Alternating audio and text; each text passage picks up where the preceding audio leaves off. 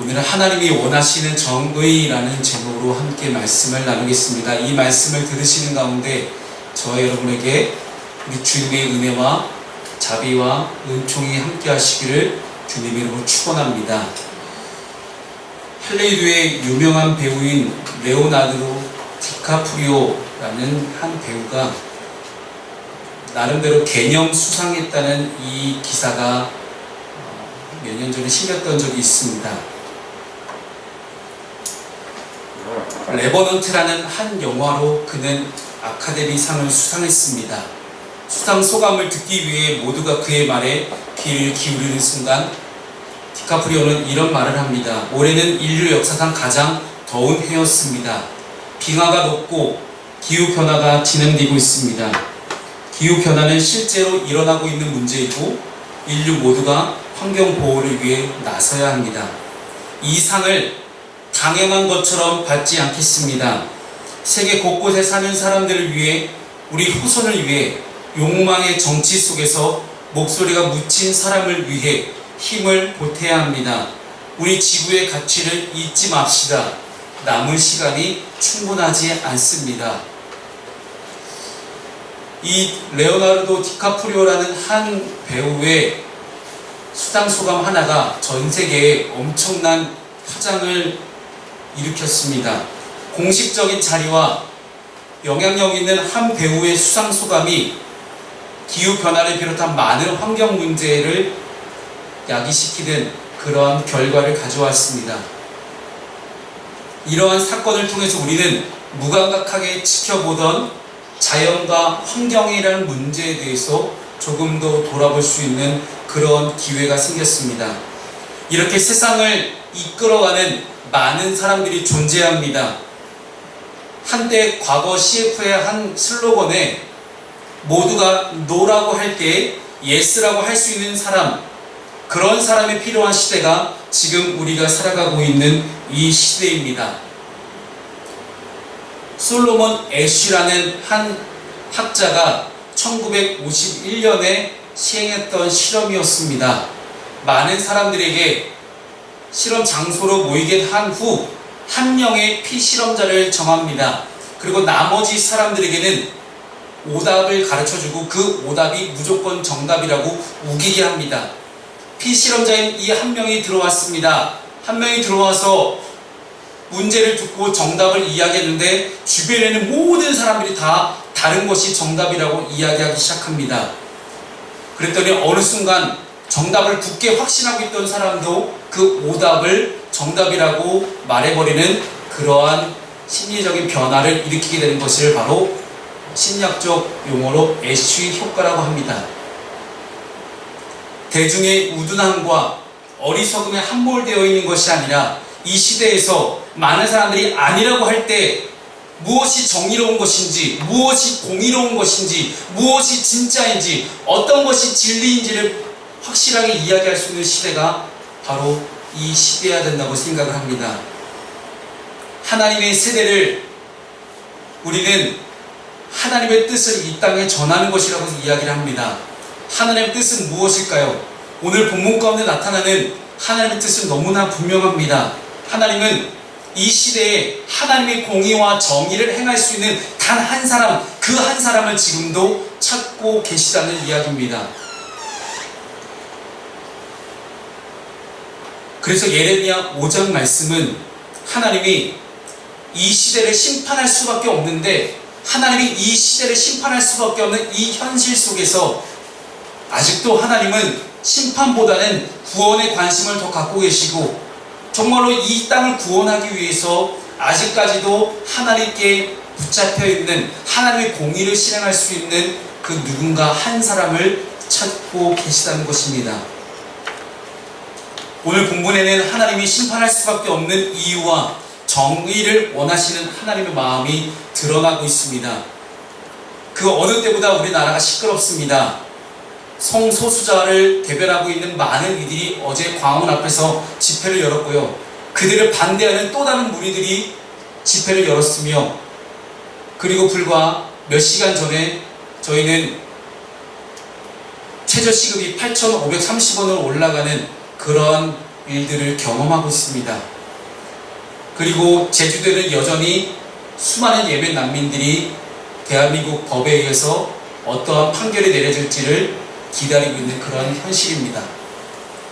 우리는 고민합니다. 그 가운데 우리는 어떤 선택을 해야 될 것인가? 무엇이 과연 공의로운 것이고 무엇이 과연 진리이며 어떤 선택을 했을 때 과연 이 선택이 과연 하나님께 칭찬받을 만한 선택일까? 그 선택의 기준을 오늘 하나님 분명하게 이야기하고 계십니다. 오늘 본문을 통해서 하나님이 정말 원하시는 정의는 어떤 것인지 함께 살펴보기를 원합니다. 오늘 본문에는 의인 한 사람을 찾을 수 없었던 예루살렘의 모습이 나오고 있습니다. 오늘 본문 1절 말씀을 함께 읽어보겠습니다. 1절입니다. 시작. 너희는 예루살렘 거리로 빨리 다니며 그 넓은 거리에서 찾아보고 알라. 너희가 만일 정의를 행하며 진리를 구하는 자를 한 사람이라도 찾으면 내가 이 성읍을 용서하리라. 아멘. 이 문장을 읽어가면서 우리에게 오버랩 때는 떠올라는 그런 한 사건이 있습니다. 바로 창세기에서 나오는 소돔과 고모라 성을 심판하실 때의 아브라함과 하나님의 대화입니다. 처음에 하나님은 50명을 찾으셨지만 결국 마지막에 아브라함의 협상으로 의인 10명이라도 소돔과 고모라에 있으면 내가 소돔과 고모라를 심판하지 않겠다는 약속을 하셨는데 결국 의인 10명을 찾지 못합니다. 하나님은 아브라함의 간청을 들으셔서 50명에서 10명까지 줄여주셨지만 결국 10명을 찾지 못했던 이 소돔과 고모라의 일들을 볼 때에 오늘의 본문과는 조금 다른 것으로 보게 됩니다. 그 당시 중재자는 아브라함이었고 오늘에는 예레미야입니다. 그러나 그 당시는 아브라함이 먼저 하나님께 간청을 하면서 하나님 제발 50명에서 10명까지 줄여주는 동안 그만큼 있으면 제발 살려주십시오라고 하는 것이 바로 아브라함의 간청이었다면 오늘은 반대로 하나님께서 예레미야에게 간청합니다. 제발 부탁이다. 예레미야 네가 가서 예루살렘에 하나님의 정의를 행하는 사람을 한 명이라도 제발 찾아달라. 그 한 명만 네가 찾으면 내가 절대로 심판하지 않겠다라는 그런 하나님을 간청하는 모습들을 보게 됩니다.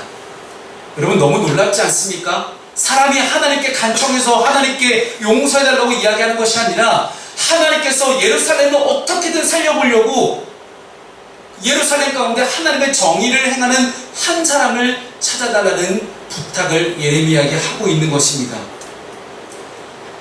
여러분 하나님께서 찾으시는 단 한 사람, 그 한 사람 아무리 타락하고 아무리 하나님을 배신하고 배역했다 할지라도 예루살렘에 하나님의 정의를 행하는 사람이 단 한 사람도 없다는 게 여러분 정말 말이 됩니까?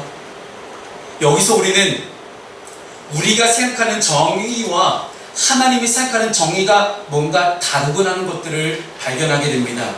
왜냐하면 우리가 일반적으로 생각하는 정의라는 것은 올바른 도리를 행하는 것이나 정직하게 행하는 것, 이 정도였다면 하나님이 말씀하시는 정의는 아무리 부패한 예루살렘이라 할지라도 하나님의 뜻 안에서 행하는 사람을 말하고 있습니다. 하나님의 기준에서 과연 정의를 행하는 사람은 누구일까요? 오늘 본문 가운데 보면 정의라는 단어를 히브리어 미슈파트라는 단어로 번역하고 있습니다. 이 미슈파트라는 히브리어에는 기본적으로 인간을 공평하게 대한다는 그런 뜻이 담겨져 있습니다. 레위기 24장 22절 말씀을 화면을 보시면서 함께 읽어주시면 감사하겠습니다. 함께 읽어보겠습니다. 시작. 거류민에게든지 본토인에게든지 그 법을 동일하게 할 것은 나는 너희의 하나님 여호와임이니라. 아멘. 여기서 동일하게로 번역된 이 단어가 바로 히브리어 미슈파트, 정의라는 단어입니다. 원래는 재판하라는 뜻의 동사 샤파트의 명사형으로 사용된 것이 바로 이 미슈파트라는 단어인데, 이 미슈파트라는 단어 안에 숨겨져 있는 속뜻을 함께 살펴보면서 하나님이 원하시는 정의는 과연 어떤 뜻이었는가를 함께 살펴보겠습니다. 이 미슈파트는 각 사람에게 고유한 권리를 부여해야 된다는 더 깊은 의미가 담겨져 있습니다. 여러분 재판을 할 때는 항상 공정하고 올바르게 재판을 해야 됩니다. 한쪽으로 치우쳐서 재판하게 되면 그것은 올바르고 정의로운 재판이 아니라고 할 것입니다. 모두에게 골고루 똑같은 권리를 부여하고 그 안에서 올바르게 재판을 하는 것, 이것이 바로 뮤시파트입니다. 신명기 18장에 보면 백성들의 수입 가운데서 일정 비율을 떼어서 하나님의 여호와의 장막에서 섬기는 제사장들에게 주는 그런 법이 나오게 됩니다. 성경은 이렇게 떼어놓은 한 몫을 바로 목이나 권리를 라는 그런 취지 가운데서 제사장의 뮤시파트라라고 히브리어를 기록하고 있습니다. 즉 벌을 내리든 보호를 해주든 보살펴주든 마땅히 돌아가야 할 권리와 몫을 보장해주고 주라는 뜻입니다. 마땅히 돌아가야 할 몫이라고 보게 되면 이 정의의 의미가 별로 우리에게 크게 쉽게 다가오지는 않습니다. 하지만 함께 등장하고 있는 단어들을 보게 되면 우리는 이 뮤시파트라는 단어의 뜻에 대해서 조금 더 잘 알게 됩니다. 여러분, 성경 전체에서 나오고 있는 몇 가지의 부류의 사람들이 있습니다. 근데 이른바 하나님이 계속해서 강조하시고 예수께서도 이 땅에 내려오셔서 3년의 공생의 사역 기간 동안 끊임없이 찾아다니던 사람들이 있습니다. 그 4대 취약계층이 바로 과부와 고아와 나그네와 가난한 이들입니다. 하나님과 예수님은 끊임없이 성경 전체에서 과부와 고아와 나그네와 가난한 이들을 위한 정책만을 펼치셨습니다. 즉 어찌 보면 하나님의 나라는, 예수께서 선포하셨던 하나님의 나라는 과부와 고아와 나그네와 가난한 이들이 똑같이 일반 사람들과 똑같은 권리를 부여받고 똑같은 몫을 받고 똑같이 함께 하나님 나라 안에서 통치를 받고 살아가는 그런 나라, 그 나라가 바로 하나님의 나라였다는 것입니다. 그들을 보살피고 보호하라는 의미로 뮤시파트라는 단어가 굉장히 많이 쓰여지고 있습니다. 전 근대적인 농경 사회에서, 특히 이스라엘 사회에서 과부와 고아, 나그네와 가난한 이들이 잘 먹고 잘 살 수 있는 그런 법이 존재하지 않았습니다. 불가능에 가깝습니다. 그들은 변변한 직업도 가지지 못했고요. 직업을 가지지 못하는 것이 그들의 율법이었습니다. 그들은 오직 할 수 있는 것이 단 한 가지였습니다. 꿇어 앉아서 사람들에게 구걸하는 것. 누가 긍휼히 여기는 마음으로 먹을 것을 갖다 주면 오직 그것만을 받아먹고 살아야 되는 것이 바로 과부와 고아와 나그네와 가난한 이들의 현실이었습니다. 평상시에도 최저 생활을 근근히 이어갔고 기근이나 전쟁 중에는 당장 입에 풀칠하기 어려울 정도로 그들은 곤란한 상황 가운데 있었습니다. 여러분, 이 예레미야 선지자 이후로 가게 되면 이 바벨론 느부갓네살 왕이 예루살렘으로 쳐들어옵니다. 실제 많은 역사가들의 기록과 성경에도 예루살렘 성 안에서는 서로 네 아이를 잡아먹자, 다음번에는 내 아이를 내놓을게 하는 그런 인육을 먹는 일까지도 일어납니다. 그만큼 그들에게는 배고픔이라는 것이 찾아오기 시작합니다.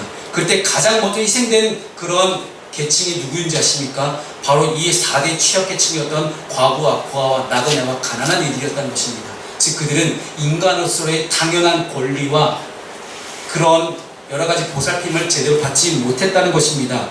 현대 사회로 넘어오게 되면 전 세계적으로 많이 퍼져 있는 난민들과 이주 노동자들, 노숙인들, 배우자 없이 혼자 자녀를 키우는 편부모들, 노년층, 이들을 우리는 취약계층에 포함시킬 수 있게 됩니다. 이들을 외면하는 처사는 나눔을 실천하지 않는 정도로 여겼던 것이 아니라 하나님의 당연하신 법, 이 뮤시파트라는 하나님의 법을, 하나님의 정의를 행하지 않는다라고 성경은 보았던 것입니다. 이들을 돌보지 않는 것이 바로 정의를 행하지 않는 것이라고 하나님은 분명하게 성경에서 설명하고 계십니다. 이 뮤시파트라는 단어가 쓰일 때마다 이렇게 4대 취약계층 약자들이 등장하는 이유는 하나님이 이들에게 관심을 갖고 계셨기 때문입니다. 그래서 신명기 10장 17절 18절 가운데 보게 되면 정의를 행하시는 하나님의 모습이 나옵니다. 고아와 과부를 위하여 정의를 행하시며 나그네를 사랑하여 그에게 떡과 옷을 주시나니, 하나님은 이 어려운 처지에 몰린 이들을 위해서 하나님의 미슈파트, 정의를 행할 수 있는 그런 분들이었습니다. 하나님과 예수님의 모든 사역들이 그렇게 미슈파트를 행했던 것이라면 이 하나님의 정의가 없어진 사회의 특징을 오늘 본문은 너무나 적나라하게 표현하고 있습니다. 정의를 잃어버린 사회의 특징을 우리는 오늘 2절부터 7절까지 말씀 가운데 함께 볼 수가 있습니다. 하나님이 말씀하신 정의, 그 정의를 행하는 단 한 사람이 없었던 예루살렘, 그 예루살렘을 하나님은 심판하십니다. 정의를 행하는 사람이 한 사람도 없었던 예루살렘의 현 상황을 예레미야는 너무나 확실하게 표현하고 있습니다. 첫째 2절 말씀에 보면 그들은 여호와의 이름으로 거짓 맹세를 합니다. 이는 단순히 어떤 맹세를 지키지 않았다는 것이 아니라 거짓으로 맹세해도 하나님은 결코 그에 합당한 징계나 형벌을 내리지 않는다고 생각했음을 의미하고 있는 것입니다. 여러분, 우리가 하나님께 기도를 하면서 가지고 있는 가장 큰 오해 중에 하나가 우리 하나님은 나를 사랑하시기 때문에 반드시 나에게 좋은 일만 주실 거야, 행복한 일만 가득하게 하실 거야라는 것이 바로 우리가 하나님에 대해서 가지고 있는 오해입니다. 하나님은, 성경 속에 나타나는 하나님은 우리에게 행복과 평안과 샬롬만 주셨던 하나님이 아니라 가끔씩 우리에게 고난도 주시는 하나님의 모습을 우리는 발견하게 됩니다. 사랑하는 여러분, 만약 여러분이 지금 고난 가운데 있다면 그 고난을 이겨내고 겨울이 지나가고 봄이 왔음을 느꼈을 때 우리는 하나님의 계획들을 발견하게 됩니다. 하지만 지금 고난 가운데 있을 때는 그 문제만을 바라보기 때문에 도저히 그 문제를 넘어서고 문제까지도 다스리시는 하나님의 모습을 우리는 감히 발견할 수가 없게 됩니다. 이때 이스라엘 사람들은 하나님께서 반드시 우리 예루살렘을 축복하실 거야, 하나님 반드시 우리 이스라엘을 축복하실 거야, 자신들이 잘하건 못하건 하나님이 끝까지 우리를 지켜주실 거라는 그런 너무나 맹목적인 선민 세상 가운데 빠져있던 사람들이 이스라엘 사람들이었습니다. 과연 이들만 그럴까요? 저와 여러분의 삶 속에 우리는 입으로 예수께서 우리의 주인이 되신다, 우리는 입으로 하나님께서 정말 살아계시다라고 고백을 하지만 실제 우리의 속마음 가운데서는 하나님 살아계심을 조금씩 부정하고 있던 건 아니었을까요?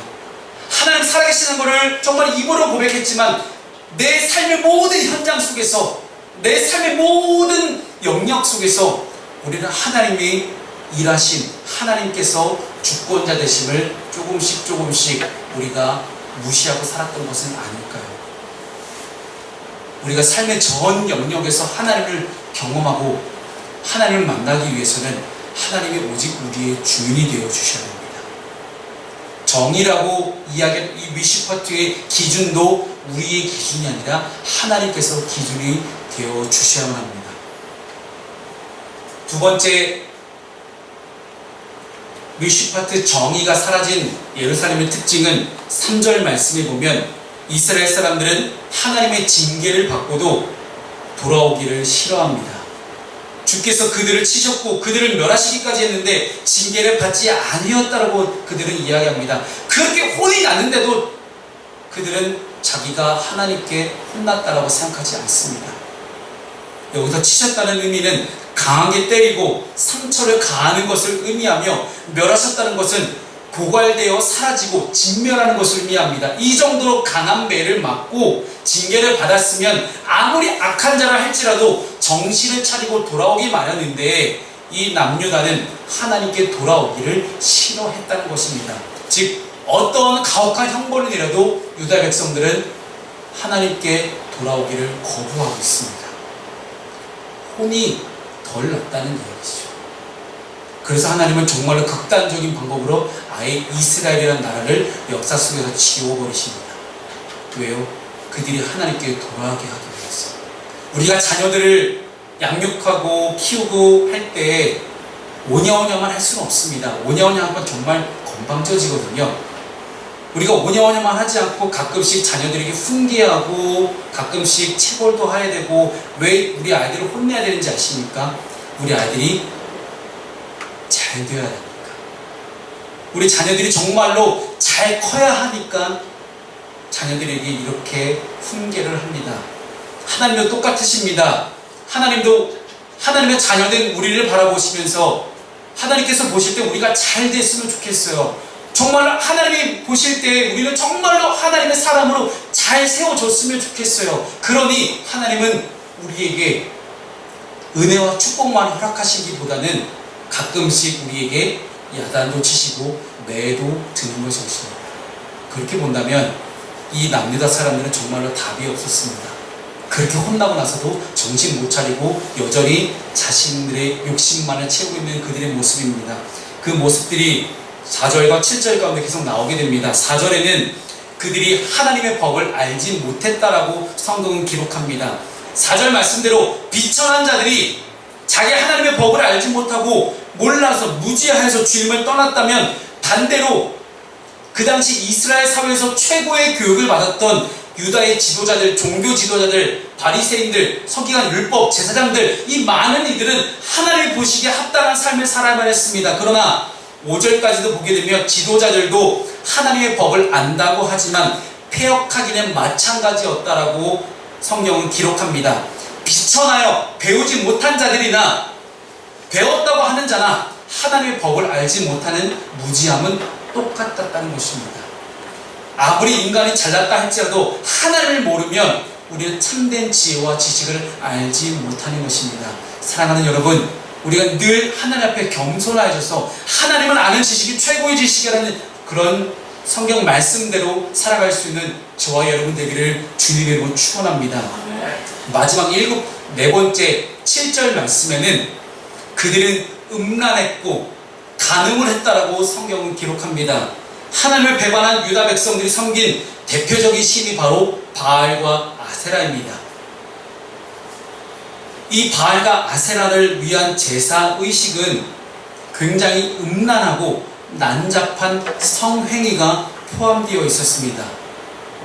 그 신전에서 여자 사제들은 창녀의 역할을 했고, 열왕기하 23장 7절에 보면 요시야 왕이 종교개혁을 하면서 미동의 집을 헐어버렸다라고 기록하고 있는 것들을 보게 되면 남자 사제, 즉 남자 창녀들도 남창들도 있었음을 우리는 성경을 통해 알게 됩니다. 이러한 창기의 집에 허다히 모였다라고 오늘 본문 7절이 기록하고 있는 것들을 보게 되면 백성들이 절체절명의 국가적인 위기 상황 속에서 얼마나 그들이 음란하고 얼마나 타락해 있었는지를 보게 됩니다. 이렇게 총체적으로 타락하고 무너진 유다를 볼 때 하나님은 내가 어찌 이런 일들에 대해서 벌하지 아니하겠으며 내 마음이 이런 나라에 보복하지 않겠느냐라고 9절 말씀을 통해 제대로 심판을 선포하시는 것입니까? 사랑하는 여러분, 정의를 잃어버린 사회 특징이 이렇습니다. 여러분, 이 네 가지 특징을 보시면서 느껴지신 바가 혹시 있었는지 모르겠지만 지금 현재 우리나라 사회와 너무나 닮아 있습니다. 하나님의 정의가 사라진 시대를 우리는 살아가고 있습니다. 스코틀랜드의 종교개혁자이자 강한 기도의 용사로 알려진 존 낙스라는 분이 계십니다. 이 존 낙스는 16세기의 스코틀랜드의 구교로부터 종교개혁을 이끌어냅니다. 부패하고 타락했던 카톨릭에 저항하며 열정적인 설교로 백성들의 마음에 개혁과 부흥의 불을 지폈던 이 존 낙스가 남긴 유명한 말이 있습니다. 기도하는 한 사람이 기도하지 않는 한 민족보다 강하다. 목숨을 걸고 밤낮 부르짖었던 이 존 낙스의 기도를 통해 1560년 스코틀랜드의 종교개혁은 승리를 거두었고 그 다음 해에 스코틀랜드는 개신교 국가가 됩니다. 그 당시에 개신교도들을 박해했던 영국의 피에 메리라고 불렸던 메리 여왕이 있습니다. 이 메리 여왕이 이런 말을 남깁니다. 존 낙스, 그 한 사람의 기도가 100만 대군보다 무섭다. 하나님의 공의를 위하여 사명을 감당하는 한 사람이 중요합니다. 우리가 아까 함께 찬양했던 마지막 찬양 중에 하나님은 지금도 예배하는 한 하나님의 정의가 사라진 이 시대를 살아가는 우리 안에서 아직도 예배하는 그 한 사람을 하나님 지금도 찾고 계십니다. 그 한 사람, 하나님 정의를 행하는 그 한 사람, 그 한 사람이 저와 여러분이 되기를 주님의 이름으로 축원합니다. 기도하겠습니다. 사랑의 하나님,